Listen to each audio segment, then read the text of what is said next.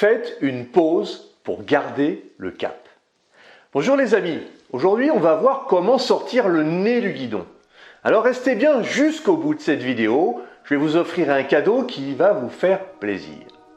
Si vous accélérez en permanence, votre moteur chauffe et vous risquez de couler une bielle. Notre organisme est une formidable machine qui doit être huilée et entretenue au quotidien. Alors prenez le temps de faire des pauses pour vous régénérer, vous oxygéner.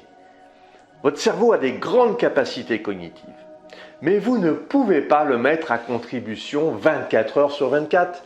La tentation est grande d'être sur tous les fronts, de multiplier les activités, d'être overbooké. Cela fait bien dans un dîner mondain. Mais la grande force de ceux qui ont performé le plus dans le business, c'est la pause, la détente. Ces grands entrepreneurs demandent beaucoup plus à leur cerveau, mais ils savent aussi le ménager. Vous connaissez le dicton populaire, si tu veux aller loin, ménage ta monture. La clé, c'est vraiment de se laisser des moments plus calmes dans votre journée pour décompresser, pour réfléchir à votre stratégie, pour travailler sur votre business et non pas dans votre business. Alors, prévoyez dans votre agenda des blocs horaires d'1 heure pour vous laver le cerveau. Vous videz du trop-plein d'énergie, du brouhaha ambiant qui vous conserve sous pression. Faites tourner la soupape de la cocotte minute. Je vous propose 4 techniques, toutes simples, qui vous permettront d'économiser du temps et de maximiser vos chances de réussite. En 1, se reposer plus. La belle idée, complètement contre-intuitive, travaillez moins pour réussir plus. Et pourtant, si vous faites quoi que ce soit qui nécessite de la créativité ou de la concentration, vous ne serez pas à 100% de vos moyens si vous n'avez pas pris assez de repos. Cela ne signifie pas seulement dormir une bonne nuit. Évidemment, les journées n'étant pas extensibles, prendre du temps pour récupérer implique de réduire votre temps de travail. Et il vous faudra déployer d'autres trésors d'ingéniosité que nous allons voir tout de suite. En 2, donner la priorité aux priorités. Ça signifie prendre soin des éléments les plus importants de votre vie.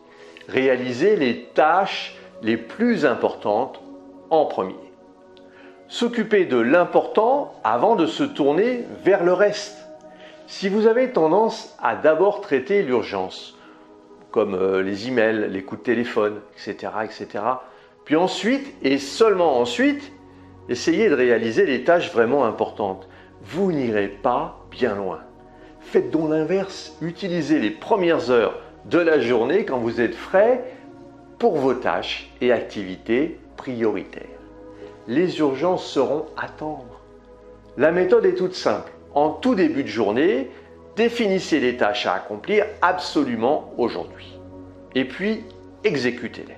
C'est ce qu'on appelle avaler le crapaud. En 3, limitez vos objectifs.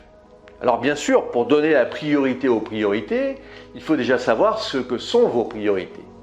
En définissant clairement vos priorités, vous pouvez choisir parmi tous les objectifs que vous voulez atteindre, ceux qui sont prioritaires, et puis vous limiter à réaliser ces quelques objectifs-là.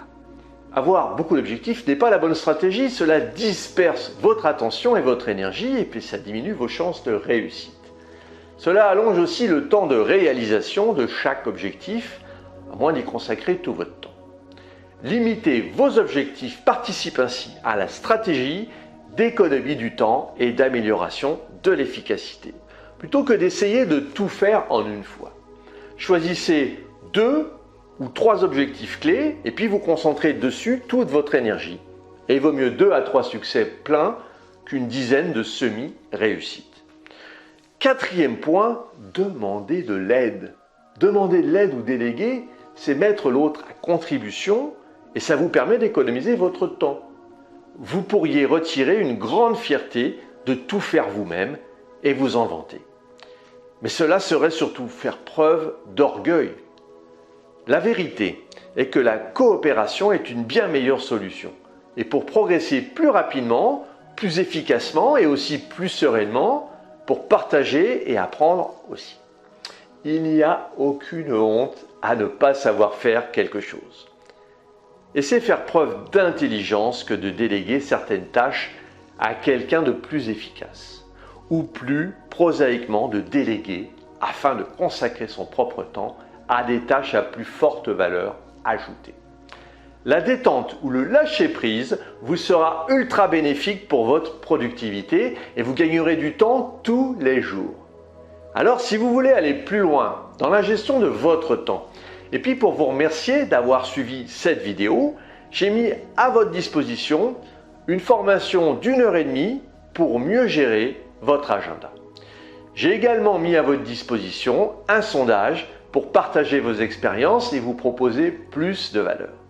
Cliquez sur les liens dans la description, abonnez-vous à la chaîne, partagez, commentez et mettez-moi un pouce bleu. Et puis retrouvez-moi sur le site internet www.lessecretsdechronos.com. Voilà, mais à très vite les amis.